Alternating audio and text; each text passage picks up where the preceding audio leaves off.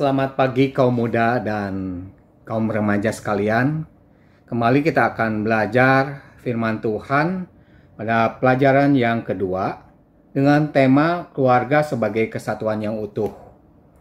Nah, bila melihat arti kamus, utuh adalah lengkap, penuh, murni, seluruh, sempurna, dan tidak rusak. Untuk arti kesatuan adalah bersatunya macam-macam corak, aneka ragam, menjadi kesatuan yang bulat dan serasi. Itu adalah arti kamus. Nah, kita akan belajar bagaimana orang Kristen menjadi sebuah keluarga yang punya kesatuan yang utuh. Kita akan berdoa terlebih dahulu. Ya Tuhan Yesus, Tuhan terima kasih karena pada pagi hari ini kami akan belajar. Biarlah Engkau yang menolong supaya kami mengerti akan kebenaran firman-Mu dan menerapkannya dalam kehidupan kita sehari-hari. Hanya dalam nama Tuhan Yesus Kristus kami alaskan doa ini. Amin. Firman Tuhan yang dipakai sebagai landasan adalah kitab Kejadian pasal 1 ayat 28, Kejadian pasal 2 ayat 8 sampai 25. Dan dari perjanjian baru adalah kitab Matius pasal 19 ayat 1 sampai dengan ayat 12. Nah, biarlah nanti kita baca saat kita akan belajar di dalam kelas. Nah, kalau dilihat dari penulis membuat landasan firman Tuhan, itu bisa dilihat dari terbagi dua. Yang pertama yaitu dari kitab Perjanjian Lama, dan yang kedua dari kitab Perjanjian Baru. Ini ada maksudnya. Yang pertama itu bagaimana tindakan Allah dalam membentuk sebuah keluarga. Bila dilihat dari Kejadian 1 dan Kejadian 2 yang sebagai landasan firman Tuhan, itu Allah membuat rencana. Allah menciptakan manusia, menciptakan bumi dan segala isinya, itu sungguh amat baik. Itu punya maksud untuk kebaikan ciptaannya. Nah, itu pembahasan dari kitab Perjanjian Lama yang penulis sampaikan. Maksudnya sungguh amat baik. Tapi di dalam kenyataan hidup, apakah berjalan sungguh amat baik? Saya berapa waktu yang lalu, kalau tidak salah sekitar tahun 2020, banyak kejadian yang sangat menyedihkan di dalam sebuah keluarga. Di mana terjadi seorang ayah digugat oleh anak-anaknya terkait harta warisan. Ini sungguh amat menyedihkan. Ya, di masa tuanya dia harus mengalami gugatan hukum. Mending kalau ayahnya kaya. Ayahnya biasa-biasa digugat secara hukum terkait harta benda. Sungguh menyedihkan. Masa tua yang harus diisi dengan perkara hukum oleh anak-anaknya. Sangat menyedihkan sekali ya.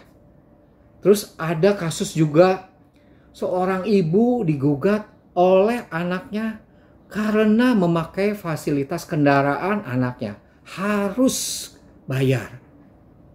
Ini sangat-sangat menyedihkan sekali. Ya, mungkin kita berpikir itu adalah kejadian di keluarga yang tidak mengenal Allah.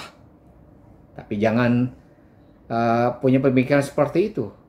Ada kejadian pula yang terjadi di dalam keluarga Kristen. Bagaimana seorang suami, ini baru terjadi ya, tahun 2021.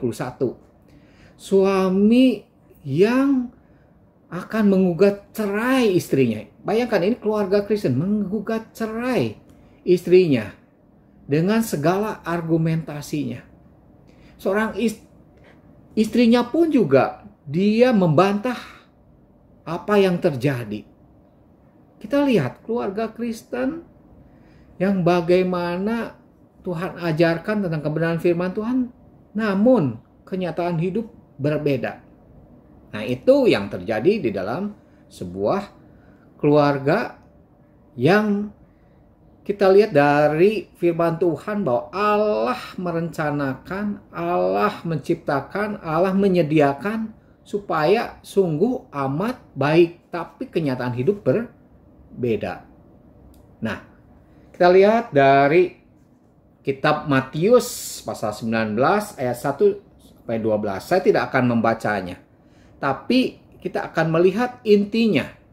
Bagaimana tindakan manusia ataupun alasan manusia untuk menentang kebenaran Allah.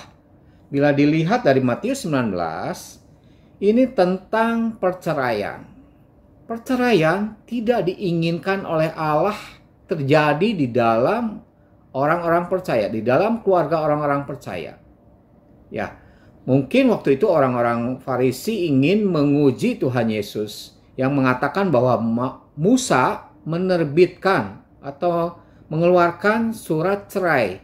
Namun Tuhan Yesus menjawab, itu adalah karena kedegilan hati manusia. Karena keinginan hati manusia. Keinginan yang menolak perintah Allah. Nah, kita lihat satu sisi di dalam kitab Kejadian tentang bagaimana Allah merencanakan, menciptakan, dan menyediakan yang terbaik. Namun di dalam kitab Matius bagaimana manusia mengingkari keluarga yang diinginkan Allah itu menjadi tidak baik. Nah, kita lihat keluarga sebagai kesatuan yang utuh di dalam arti kamus ini tidak terjadi bukan karena rencana Allah, tapi karena keinginan manusia, tapi karena sikap atau perbuatan atau keputusan dosa daripada manusia. Seperti saya sampaikan beberapa contoh di dalam kehidupan nyata, kehidupan kita sehari-hari. Nah, bagaimana kita sebagai kaum muda, sebagai kaum remaja di dalam menyikapi firman Tuhan ini. Keluarga sebagai kesatuan yang utuh. Kita akan bahas di dalam kelas kita masing-masing. Apabila ada pendapat, apabila ada pertanyaan, apabila ada hal yang ingin didiskusikan, diskusikanlah supaya kita lebih jelas tentang kebenaran firman Tuhan dan juga tentang keinginan Allah di dalam kita hidup di dalam keluarga. Oke? Mari kita akan berdoa, kita akan bahas di kelas masing-masing lebih jauh. Ya Tuhan Yesus, Tuhan terima kasih, biar Engkau yang menolong kami supaya kami mengerti akan kebenaran firman-Mu saat kami berdiskusi di dalam sekolah minggu. Hanya dalam nama Tuhan Yesus Kristus kami alaskan doa ini. Amin.